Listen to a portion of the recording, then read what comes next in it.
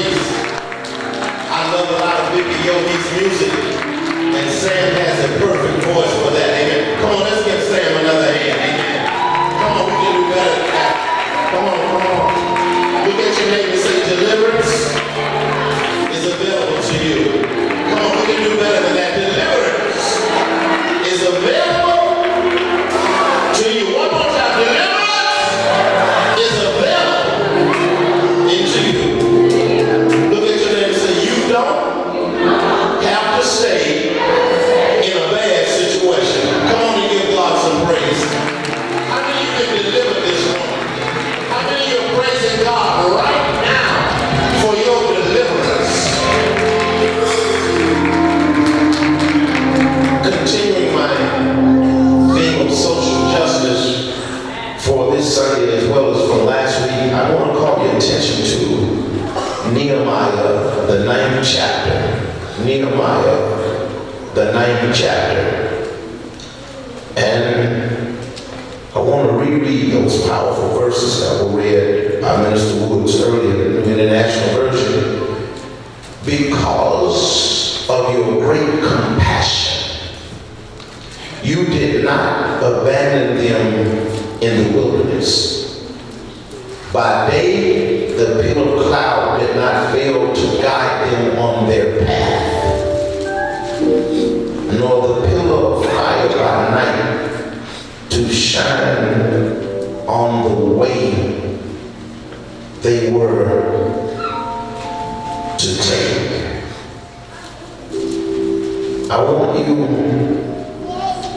to look at your neighbor and repeat this morning subject after me. Living under a cloud. One more time. Living under a cloud. One more time, because I want to just sing in. This will not be like a normal sermon. It will be similar to last week. Living under a cloud. These are tough and turbulent times in which we live. These are rough and rigorous times in which we live. These are trying and tactical times in which we live. These are dark and devastating days in which we live. GBC, these are times in which our faith in a broken system is being tested. These are times in which our focus is being challenged. In these times, we have watched as a grand jury in Ferguson, Missouri, told us that the spilling of Michael Brown's blood was okay because he was a young thug who deserved to be gunned down and lie in the street for 4 hours. In these times, we saw another grand jury in Staten Island, New York, the most conservative New York's 5 boroughs, refuse to indict police for putting Eric Garner in a chokehold and applying the pressure even harder as he said, I can't breathe, I can't breathe. Adding insult to insult, we had to listen to New York Republican House of Representatives member of Congress, Representative King, tell us that the reason that Eric Garner died was because he was overweight and had high blood pressure. In these times, just this past Tuesday in Phoenix, Arizona, a white police officer shoots down Romaine Brinson, a 34-year-old black man whom he thought had a pistol and he simply had a bottle of pills. These are devastating and dangerous times in which we live. The racial tensions are high. Trust in the criminal justice system is rapidly eroding. There is little to no justice in the justice system for black people. The gap between blacks and whites is returning quickly to the 1960s racial divide. The gap between the have and the have-nots is growing. The wealth gap is growing. The economic gap is growing. The educational gap is growing. The respect gap is growing. Black manhood is disrespected. There is a problem in America. There is a concerted effort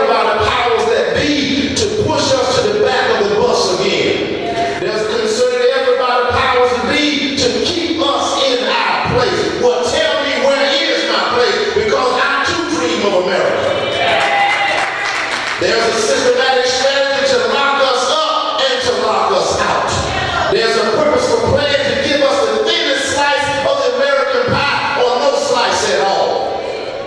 What do we do? How do we respond? After we get mad, how do we move forward? After the sit-ins and the die-ins, how do we move forward? After we protest, how do we work to perfect that which works against us? After we bury the dead, how do we keep the others from dying? How do we fight the pharaohs of the 21st century? I'm not sure that there's a cookie-cutter answer to these questions, but I do invite you to an ancient text that will give us some insight into who we can trust to be on our side.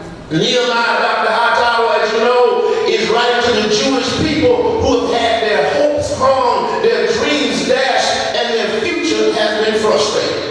He is writing to encourage them. He is writing to help them to pick up their downcast spirits out of the dirt. I encourage you this morning, don't let anything keep you down, because God is putting in a comeback system in you, and you can bounce back from hate, you can bounce back from wrong, you can bounce back from injustice, you can bounce back from bad situations. He is writing to help them to get their fire back. No matter what we see on TV, no matter how unjust and unjust the criminal justice system is, you must keep your fire. He is writing to tell them not to give up in spite of the horror and the hardships that they have faced. He is writing to get them to put a lot of pep into their step. He is writing to let them know that they have come too far to give up now. He is writing to let them know that there is a light at the end of the tunnel. He writes to jog their memory, Hightower, and to let them know that they are not alone in this. Any good news is one to know that you don't have to go what you're going through by yourself. Any good news to know this morning that there is somebody standing with you and standing for you. Nehemiah's writing to let them know that you are not alone. He wants them to know that there is somebody on their side. He wants them to know that there is somebody who sits high and he looks low. He wants them to know that there is somebody who is bigger than their pain and bigger than their problems. He wants them to know that there is someone who is bigger than their misery. Nehemiah wants them to know that there is someone who is greater than the challenges that they face. In that good news this morning, with all that's happening in our world, there is somebody who's bigger than what's happening in this world. There is somebody that's bigger than every problem. There is somebody bigger than every circumstance. There is somebody bigger than every situation. He wants them to know that there is someone who is the champion of the least, the lost, and the left out.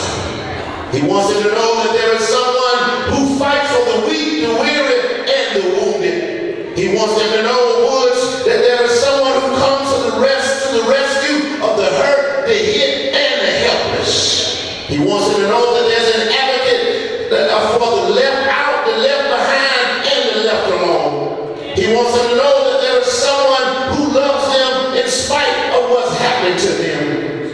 That someone that Nehemiah is writing about is God himself. Nehemiah challenges a wounded people by asking them to hit the rewind button and look at what God had done for them in the past. Can I pause right now and challenge you this morning to hit the rewind button in your own life?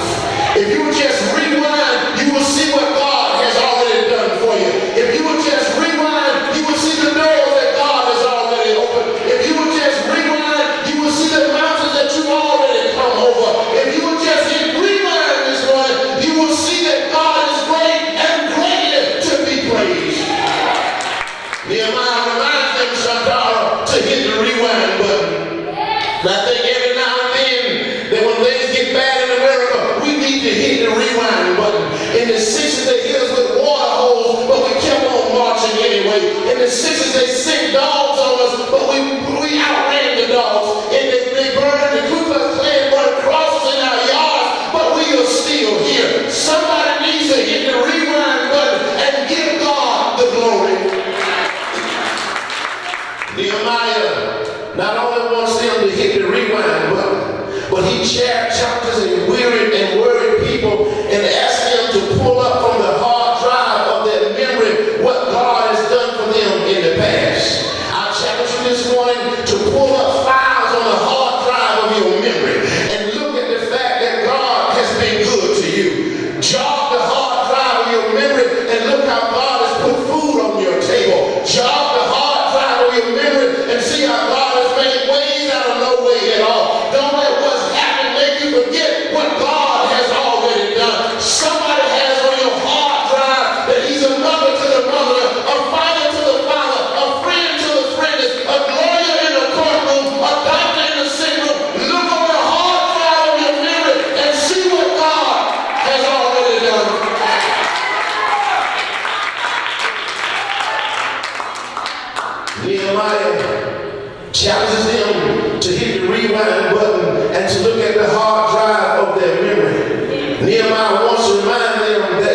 been here before in the past and things turned out well for you.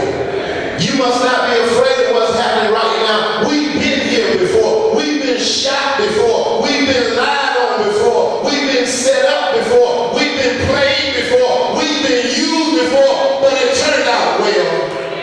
No matter what has happened, we are still here. Through every storm, we are still here. Through every bad law, we are still here. Through harassment, we are still here. Through racial profiling, we are still here. Through employment discrimination and housing discrimination, we have been here before and we are still here. Nehemiah Hodge takes them back to an epical moment from their past when they were working their way through the wild wilderness to the promised land. He tells them that the same God who cared about them then cares about them now. Somebody needs to shout right now, because the God who cared about Israel then cares about black people today. He's not a God just of the Jews. He's not just a God of the white man, but he's a God of the black man as well. The same God who delivered Israel delivers black people today. Nehemiah reminds them, he tells them that the same God who cared then cares now. He tells them that God had great compassion on them and didn't abandon them, and he's not going to abandon them now. Nehemiah is right at a very critical time, because how towers, you know, the walls are being rebuilt in Israel. The captivity period is what they had to fight through, and the people's spirits are down, but Nehemiah writes and let them know that God has compassion on you. Compassion, what does that mean? Compassion means that God cares. Compassion means that God is engaged. Compassion means that God is in tune with the suffering of black people in America. Compassion means that the evil act didn't slip past God. Compassion means that my pain came up on God's radar. Compassion means that my injustice has been noted by God. Compassion means that heaven knows that I have been wrong. Nehemiah says that I want you to remind you that when things got tough in the desert, that God didn't turn his back on your ancestors. When they got hungry, God rained down manna from heaven. When they got hungry again, he put a GPS system in millions of quails, and the quails people didn't have to go look for the quails. The quails came to them. When they got thirsty in the desert, Nehemiah reminds them that God told Moses to walk over to a rock and tap that rock, and rivers and floods of water, the rock turned into a water fountain. I came to tell you that God will feed you, that God will clothe you, and that God will take care of you. He reminded them, as he continues to talk about God will not abandon them, he reminds them when they needed clothes during those 40 years in the wilderness and the malls hadn't been built yet, their clothes simply grew with their bodies. If you were a size 10 when you started out and you became a size 12, your body grew into the 12. If you were a size 0 when you started out and you ended up being a 5 in a 40-year journey, the 0 clothes turned into 5 clothes without you ever having to go shopping.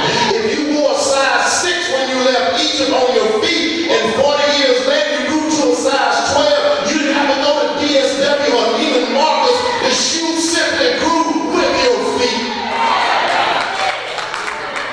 He wanted to remind them that when you got sick and Grady Hospital had not yet been built, that God told Moses, you put 2 serpents on a rod and you hold that rod up, and everybody who looks at that rod will be healed. Everybody that cancer, if you look at the snakes, you will be healed. Everybody with diabetes and high blood pressure, if you just look up at the snakes, you will be healed. He said, I want you to remember when you were sick, God healed you. When you were hungry, God fed you. When you were naked, God put clothes on your back. Somebody needs to know we serve a compassionate God.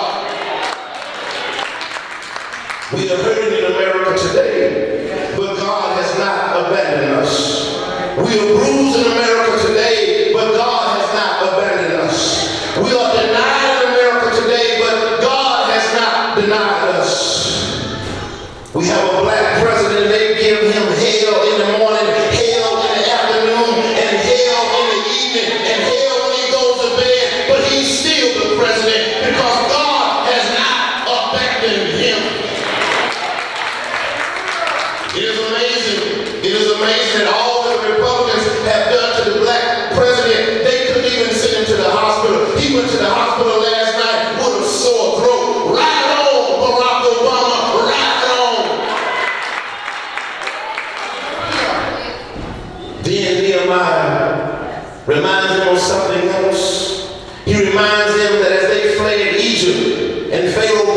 them that God placed a pillar of cloud between Pharaoh's massive army and the 2.5 to 3 million of the Jewish children. He did not deploy the USS Carl Vinson to protect them. He did not dispatch F-18 Navy Hornet jets to protect them.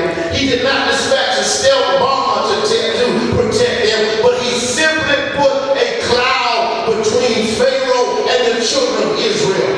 And as bad as Pharaoh wanted to get to them, the cloud would not let him. As bad as Pharaoh wanted to destroy them, the cloud held him at bay.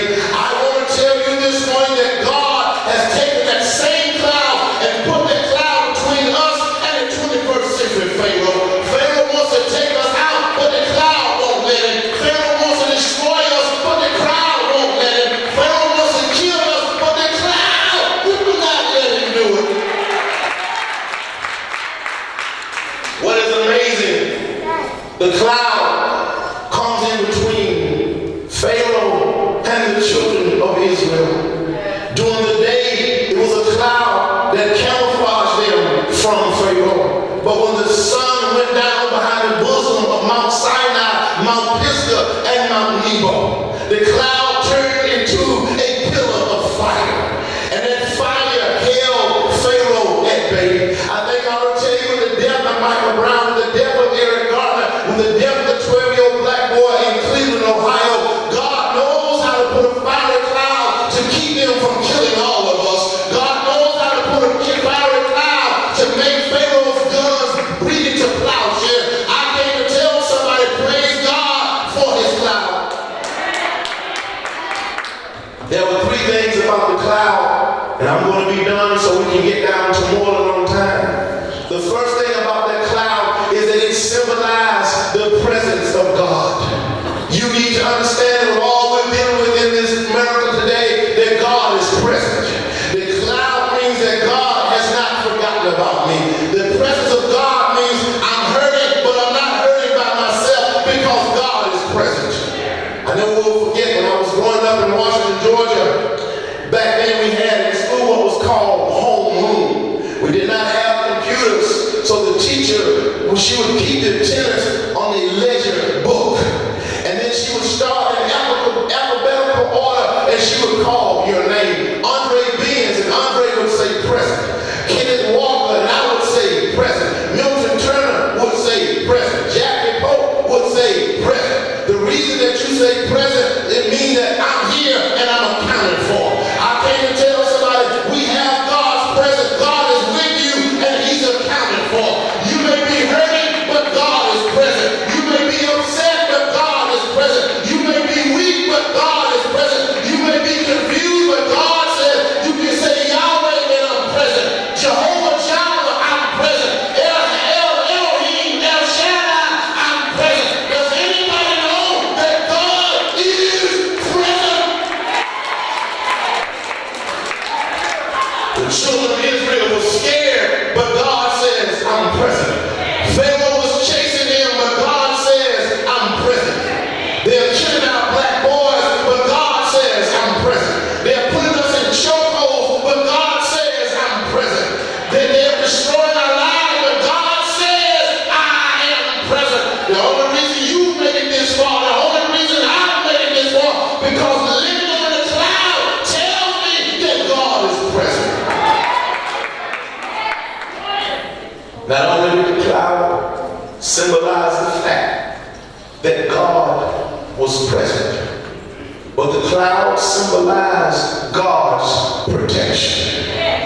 There are some things you cannot see coming down the road, and you need God to protect you from that. There are some folk who you think are for you, but they're really against you, and you need God to protect you from them. There are some folk who are smiling in your face, getting close to you only so they can stab you in your back. You need God to protect you from them.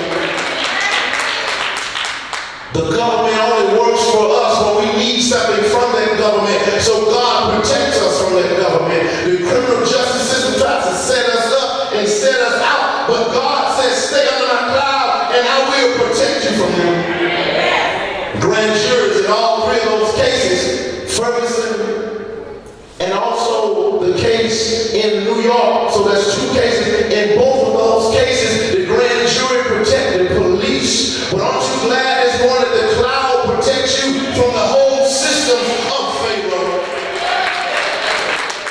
They threatened Martin Luther King, they threatened Adam Clayton Powell, they threatened Malcolm X, but they couldn't do nothing to them at that time because the cloud was protecting them. The reason that you outrun all of your enemies is because God's cloud has been protecting you. The reason your haters could not hang you is because God's cloud was protecting you.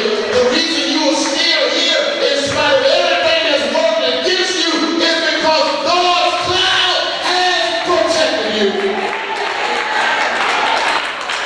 This text, this cloud really troubles me because you have to go back to Exodus to understand Exodus, the 13th chapter. You have to go back to Exodus 13 to read the original story of the cloud, because Nehemiah Hightower, he's retelling an old story.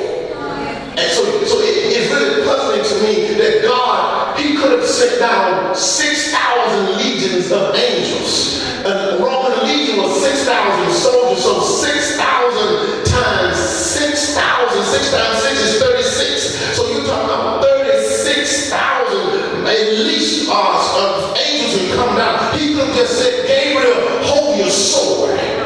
Because when he got ready to throw Adam and Eve out of the garden, he sent out an angel with a flaming sword.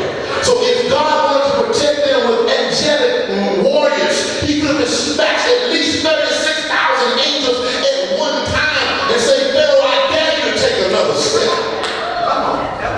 Now, if there are 3 million Jews, you know how many soldiers Pharaoh had to dispatch to wipe them out.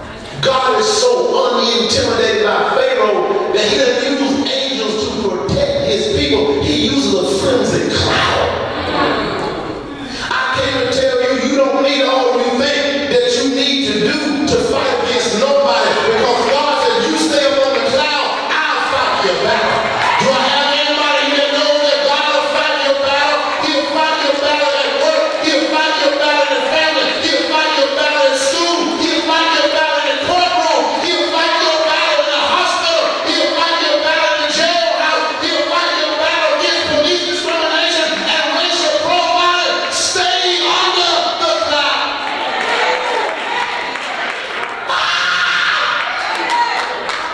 Here comes Pharaoh with iron chariots, but here comes God with a cloud. Here comes Pharaoh with bows and arrows, but here comes God with a cloud. Here comes Pharaoh with the best archers in all the world of antiquity, and God shows up with a cloud. It doesn't take much for God to save you. God can look your way and things will work out. God can smile your way and things will turn around. God can wave your way and things will go from bad to good. Pharaoh chasing him, and God says, stay under the cloud. Not only does God protect him from Pharaoh, have you ever thought about this? As they make their trek and trail through the desert for those 40 years, there are wild animals in the desert. There are foxes in the desert. There are jackals in the desert. There are hyenas in the desert. There are mountain lions in the way.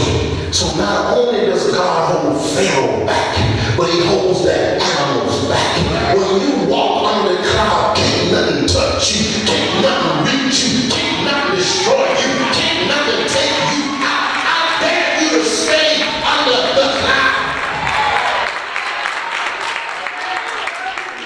Let me show you something else about the cloud of protection. As bad as Pharaoh wanted to get under the cloud, he could not. That tells me this morning that God has taken his divine finger and drawn a line in the sand against all of your enemies. They can only worry you so much. They can only trouble you so much. They can only get on your nerves so much, because God says you're not going to cross this line, because the cloud is not for you. The cloud is for my child. Is there anybody glad about the cloud?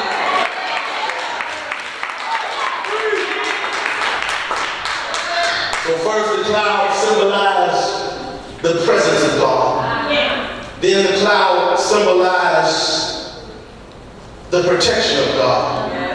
But there's a final thing about the cloud, and I'm done. The final thing that the cloud does is symbolize the power of God. Pharaoh has a powerful army, but that army is not more powerful than a cloud. Pharaoh has 1 million men in his army, but they are not more powerful than God's cloud.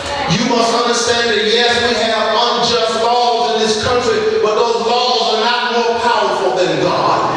Yes, there are many wrongs that are done against us, but those wrongs are not more powerful than God. You need to understand that while it may appear that God is asleep at the wheel, he still has all power in his hand. There are days when you do not see God moving, but he has all power in his hand. There are days when it seems that God does not answer prayer, but he has all power in his hand.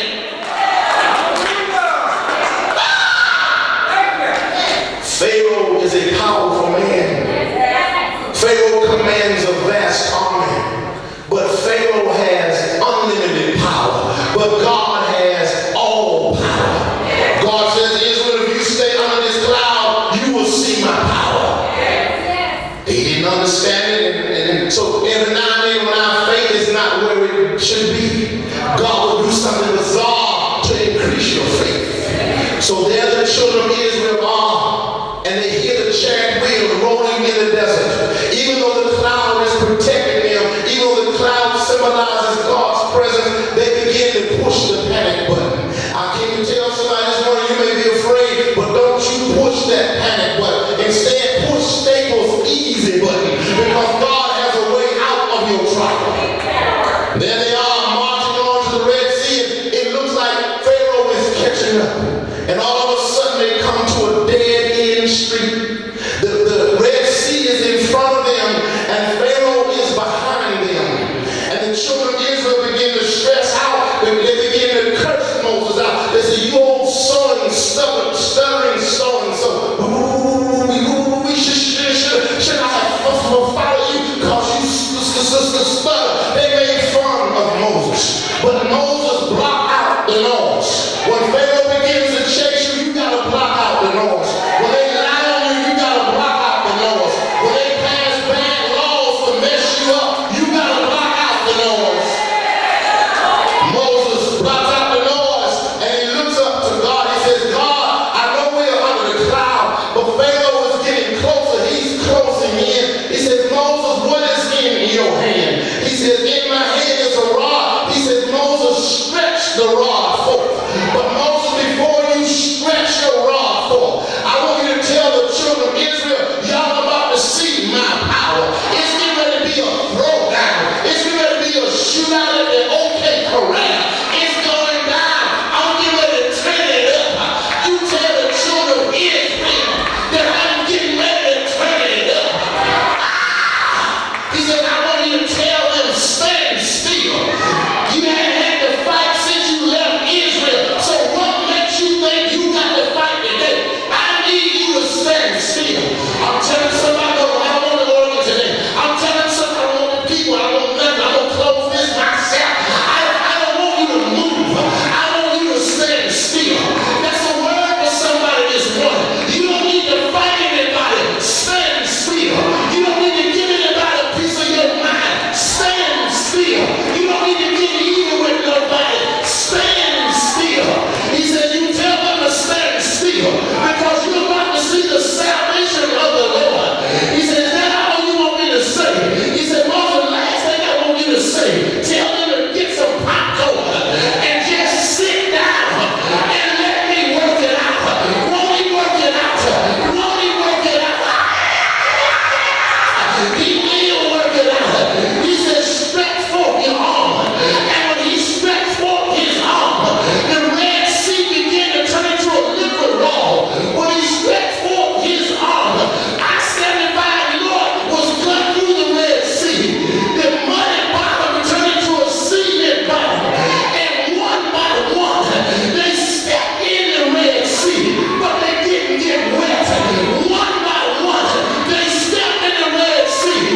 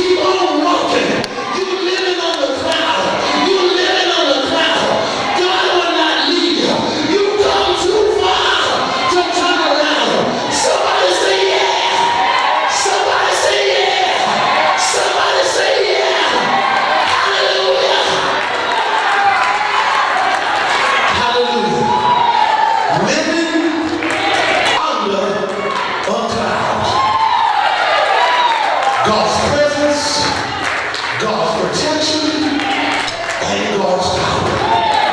No matter what happens in this world, you just live under a cloud. Give God some grace. Dr. Hightower, let's get that song. Let's get that song. Even if you got to do it by yourself, come on, come on. I want you to understand, everybody's standing. Everybody's standing. Everybody's standing. Don't worry about grand juries. Now I want to say this, every cop is not a bad cop. We had a good cop to come out of here at the church this week. But don't you be intimidated by Pharaoh. God has a way of drowning Pharaoh in the Red Sea. Amazing, after the 3 million Jews had gotten over, God blew those same